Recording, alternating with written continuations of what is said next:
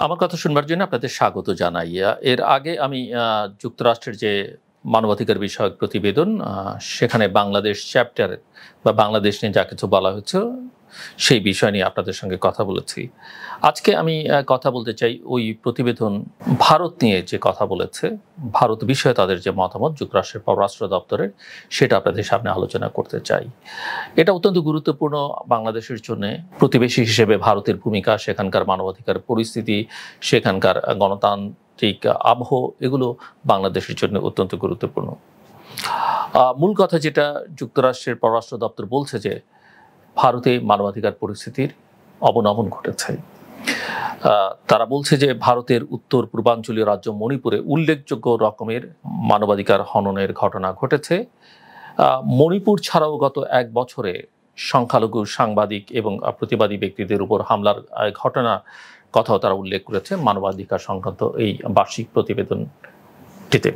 এই প্রতিবেদনটি আপনারা জানেন পৃথিবীর বিভিন্ন দেশ সম্পর্কে তারা প্রতিবেদন আলাদা আলাদাভাবে তৈরি করে এবং সবগুলোকে এক জায়গায় করে একই সঙ্গে আনুষ্ঠানিকভাবে প্রকাশ করে। তবে প্রতিটা দেশ সম্পর্কেই নানা বিষয়ে বিস্তারিত তথ্যপাত্র বা তাদের বিশ্লেষণ থাকে। যুক্তরাষ্ট্রের বহুল আলোচিত সংশোধিত নাগরিকত্ব আইন বা সিএএ যেটা আমরা বলছি, সেটার কথা যেমন এই প্রতিবেদনটি বলছে, তেমনি ভারতের বিরুদ্ধে বিদেশে বিচার বহির্ভূত হত্যার যে অভিযোগ তার উল্লেখ করেছে এবং যুক্তরাষ্ট্র পররাষ্ট্র মন্ত্রণালয় সেটা উল্লেখ করেছে। আপনারা জানেন যে কানাডাতে একজন শিখকে হত্যার অভিযোগ ভারতীয় গোয়েন্দাদের বিরুদ্ধে কানাডার প্রধানমন্ত্রী স্বয়ং জাস্টিন ট্রুডো তুলেছিলেন। যুক্তরাষ্ট্রের একজন শিখ নেতাকে হত্যার অভিযোগ, মানে হত্যা চেষ্টার অভিযোগের কথা যুক্তরাষ্ট্রের দিক থেকে তোলা হয়েছিল। কাজে এই সম্পর্কে টানাপোড়েনগুলো বা এগুলোকে পশ্চিমা বিশ্ব, বিশেষ করে যুক্তরাষ্ট্র, কোনো অবস্থাতেই কোনোভাবেই কোনো দিক থেকেই ভালোভাবে নেয়নি, যেমন নেয়নি কানাডা। আবার বাক স্বাধীনতা বা সংবাদ মাধ্যমের কথা লিখতে গিয়ে প্রতিবেদনটিতে বিবিসির যে দিল্লি অফিস এবং মুম্বাই দপ্তরে যে আয়কর হানার বিষয়টির উল্লেখ করেছে। আয়কর দপ্তর এই হানা দিয়েছিল বিবিসির দিল্লি এবং মুম্বাইয়ের অফিসে। এবং এ কথাও আমরা জানি যে বিশ্বজুড়ে যে প্রতিবেদন প্রকাশ করা হয় গণতন্ত্রের সূচক বা বাক স্বাধীনতা, প্রেস ফ্রিডম, সেই সব সূচকে বা মানবাধিকার প্রেসের সূচকেও ভারত কিন্তু ক্রমাগত নিম্নগামী, বাংলাদেশের কাতারে প্রায় চলে এসছে। তবে ভারতের নির্বাচনী ব্যবস্থা প্রতিষ্ঠানগুলো এখনো কার্যকর, সেটা নিয়ে তেমন কিছু অভিযোগ যুক্তরাষ্ট্রের এই মানবাধিকার বিষয়ক প্রতিবেদনে তোলা হয়নি। এবং তারা বলছে যে জাতীয় এবং রাজ্যের যে নির্বাচনগুলো সেগুলো অবাধ এবং নিরপেক্ষ হয়েছে। যদিও এবারের নির্বাচন যেটা এখন অনুষ্ঠিত হচ্ছে সেটা কতটা অবাধ ও নিরপেক্ষ হচ্ছে সেটা বোঝা যাবে আগামী বছরের প্রতিবেদনটিতে। এবং ইতিমধ্যেই নানা কারণে এই প্রশ্ন তুলবার সুযোগ হয়েছে যুক্তরাষ্ট্রের বা ভারতের জুডিশিয়ারি নিয়ে, ভারতের নির্বাচন কমিশন নিয়ে। বাংলাদেশের মতোই নির্বাচন কমিশনের সরকারের আজ্ঞাবহ কমিশনার এই প্রথমবারের মতো বসানো হয়েছে ভারতীয় নির্বাচন কমিশনে আইন সংশোধন করে, যেখানে ভারতীয় নির্বাচন কমিশন সবসময় একটা প্রশংসা আমরা পৃথিবীর নানা প্রান্ত থেকে করা হতো। টিএন সেশনের কথা আমরা বহু আলোচনায় উল্লেখ করেছি। যুক্তরাষ্ট্রের পররাষ্ট্রমন্ত্রী অ্যান্টনি ব্লিনকেন মানবাধিকার সংক্রান্ত প্রতিবেদনটি যখন প্রকাশ করেন সম্প্রতি, তারপরে bureau of democracy, human rights and লেবারের শীর্ষ কর্মকর্তা রবার্ট গিলকে সাংবাদিকদের সঙ্গে কথা বলতে গিয়ে মানবাধিকার বিষয়ক এই সব মন্তব্য করেন। এবং বার্ষিক মানবাধিকার সংক্রান্ত প্রতিবেদনের যে ভারত বিষয়ে এক্সিকিউটিভ সামারি বা সারাংশ শুরুই হয়েছে কুকি এবং মেইতেইদের মধ্যে গত বছর মে মাস থেকে যে চলমান সংঘর্ষ সেই বিষয়টি দিয়ে। এবং ঘটনাক্রমে বর্ণনা করবার পরেই প্রতিবেদনে অনেকবার মণিপুরের কথা উল্লেখ করা হয়েছে, মণিপুরের বিষয় উল্লেখ করা হয়েছে। ওই রাজ্যে সেনাবাহিনী মোতায়েন করে নিয়মিত কারফিউ জারি করে ইন্টারনেট বন্ধ রেখেও যে সহিংসতা বন্ধ করা যায়নি তা লিখেছে মার্কিন পররাষ্ট্র দপ্তর। এবং আবার দেশের সুপ্রিম কোর্টে যে সহিংসতা বন্ধের চেষ্টায় সরকারি পদক্ষেপ নিয়ে যে সমালোচনা করেছে সেটাও বলা হয়েছে মার্কিন প্রতিবেদনে।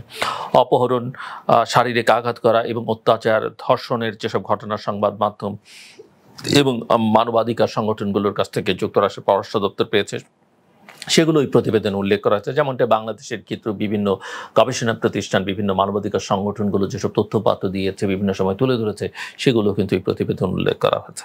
মণিপুরের মানবাধিকার কর্মী বাবলু লুইথং বামের বাড়িতে যে হামলা এবং ভাঙচুর হয়েছিল, চালিয়েছিল উত্তেজিত জনতা, সেই বিষয়টি আলাদা করে প্রতিবেদনটি লিখেছে এবং এই ঘটনায় যে জাতিসংঘের মানবাধিকার সংস্থা উদ্বেগ প্রকাশ করেছে এবং মিস্টার লুইথং বাম ও তার পরিবারকে সুরক্ষা দেওয়ার আবেদন করেছে সরকারের কাছে, সেটিও ওই প্রতিবেদন উল্লেখ করেছে, অর্থাৎ যুক্তরাষ্ট্রের মানবাধিকার বিষয়ক প্রতিবেদন। বাক স্বাধীনতার বিষয়টি অত্যন্ত গুরুত্বপূর্ণ, আলাদা প্যারাগ্রাফ হিসেবে সেটা, আলাদা একটা অংশ হিসেবে সেটা আছে এবং মণিপুর ছাড়া ভারতের অন্যান্য অঞ্চলের অসংখ্য উদাহরণ তুলে ধরেছে মার্কিন পররাষ্ট্র মন্ত্রণালয় এবং তারা বলছে যে যেখানে সরকার এবং তার সহযোগীরা সরকারের সমালোচনাকারী গণমাধ্যমের উপরে চাপ তৈরি করছে এবং হয়রানি করার অভিযোগ তোলা হয়েছে। তবে তারা এটাও লিখছে যে ভারতের স্বাধীন গণমাধ্যম সক্রিয় ছিল, যারা স্বাধীনভাবে চর্চা করতে দিয়েছে, যারা বিক্রি হয়ে যায়নি এবং মোটের উপর সরকারের সমালোচনা সহ বিভিন্ন ধরনের মতামত কিন্তু কোনো না কোনোভাবে প্রকাশটা অব্যাহত ছিল সরকারের চাপের মধ্যে, বা সরকার তাদেরকে যে নিজেদের পুলের মধ্যে নিয়ে নিয়েছে তারপরও সেটা অব্যাহত ছিল। তবে কিছু গণমাধ্যম সংস্থা নানা বিধিনিষেধের আওতায় পড়েছে বলে প্রতিবেদনটি উল্লেখ করে এবং তারা লিখছে, এই মার্কিন পররাষ্ট্র দপ্তরের মানবাধিকার বিষয়ে প্রতিবেদন লিখছে যে আইন অনুযায়ী এমন বিষয়ে ছাপা নিষিদ্ধ যা ধর্মীয় অনুভূতিতে আঘাত করতে পারে বা নানা গোষ্ঠীর মধ্যে শত্রুতা তৈরি করতে পারে। এই আইনটি প্রয়োগ করে কর্তৃপক্ষ সংবাদপত্রকে প্রিন্ট মিডিয়া, টেলিভিশন মাধ্যম এবং স্ট্রিমিং পরিষেবা সহ ডিজিটাল মাধ্যম, বই প্রকাশ ইত্যাদির উপরে বাধা সৃষ্টি করেছে। আমি আগে উল্লেখ করলাম যে বাক স্বাধীনতার কথা প্রসঙ্গে মার্কিন যুক্তরাষ্ট্রের পররাষ্ট্র মন্ত্রণালয়ের প্রতিবেদন উল্লেখ করা হচ্ছে বিবিসির দপ্তরে দিল্লি এবং মুম্বাইয়ের অফিসে যে আয়কর বিভাগ হানা দিয়েছে সেটি, এবং প্রতিবেদনটিতে লেখা হয়েছে যে গত 14 ফেব্রুয়ারি আয়কর বিভাগ বিবিসির দিল্লি ও মুম্বাইয়ের অফিসে 60 ঘন্টা তল্লাশি চালায়। বিবিসিটি আন্তর্জাতিক গণমাধ্যম এবং অত্যন্ত পপুলার একটি গণমাধ্যম, আপনারা জানেন। এবং ওই প্রতিবেদন আরও লিখছে যে জানুয়ারিতে বিবিসির একটি তথ্যচিত্র প্রকাশের পরপরই এই অনুসন্ধান শুরু হয়। ভারতীয় প্রধানমন্ত্রী নরেন্দ্র মোদীর উপরে তারা একটা তথ্যচিত্র প্রকাশ করেছিল, তারপরে এই অনুসন্ধান শুরু হয় এবং যেখানে অভিযোগ করা হয় যে গুজরাটে 2002 সালের দাঙ্গার সময় প্রধানমন্ত্রী মোদী গুজরাটের তৎকালীন মুখ্যমন্ত্রী হিসেবে একটি ভূমিকা ছিল। যদিও কর কর্তৃপক্ষ বিবিসির কর পরিষদ এবং মালিকানার কাঠামোর অনিয়মের কারণে তল্লাশির কারণ বলে জানিয়েছে, তবে সংস্থার আর্থিক প্রক্রিয়ার সঙ্গে জড়িত নন এমন সাংবাদিকদেরও তল্লাশি করেছে, আর কিছু সরঞ্জামও বাজেয়াপ্ত করেছে। এবং এগুলো যে ঘটে, এগুলো কেন ঘটে পৃথিবীর এইসব অগণতান্ত্রিক দেশগুলোতে, সেটা আমরা কম বেশি সবাই জানি। সরকার তথ্যচিত্রটি প্রদর্শন নিষিদ্ধ করবার জন্যে জরুরি ক্ষমতা প্রয়োগ করেছে এবং মিডিয়া সংস্থাগুলোকে ভিডিও লিঙ্কগুলো সরিয়ে ফেলতে বাধ্য করেছে। যুক্তরাষ্ট্রের মানবাধিকার বিষয়ক প্রতিবেদন এই বিষয়েও উল্লেখ করেছে।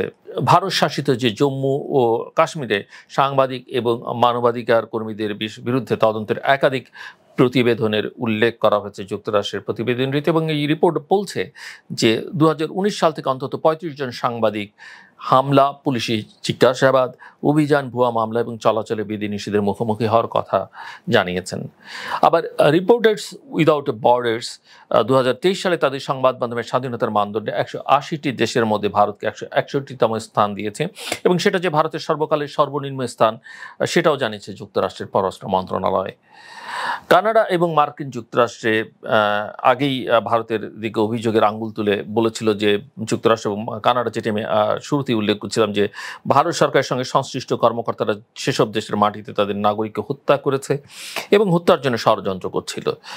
কানাডা এক শিখ বিচ্ছিন্নতাবাদী নেতা খুন হন এবং মার্কিন যুক্তরাষ্ট্রে আরেক শিখ বিচ্ছিন্নতাবাদীকে হত্যা ষড়যন্ত্র করা হয়েছিল, যাতে ভারত সরকারের কর্মরত এক ব্যক্তির জড়িত থাকার অভিযোগ রয়েছে। পররাষ্ট্র মন্ত্রণালয়ের যে সর্বশেষ মানবাধিকার বিষয়ে প্রতিবেদন, তাতেও এই বিষয়টি উল্লেখ করা হচ্ছে। সব মিলিয়ে ভারত বিশ্বের বৃহত্তম গণতান্ত্রিক দেশ বলে দাবিদার এবং সেটা একসময় তারা ছিল, কিন্তু ধীরে ধীরে গণতন্ত্র, মানবাধিকার, নির্বাচন, এইসব বিষয়গুলো ভারতের অভিধান থেকে হারিয়ে যাচ্ছে বলে অনেকেই মনে করেন। সো একটা নির্বাচন চলছে, এই নির্বাচনে যে পরিস্থিতির ইতিবাচক পরিবর্তন হবে, ফলাফল যা ধারণা করা হচ্ছে তেমনটা আশা করবার কোনো কারণ নেই, যদি না কোনো বৈপ্লবিক পরিবর্তন সেখানটাতে ঘটে।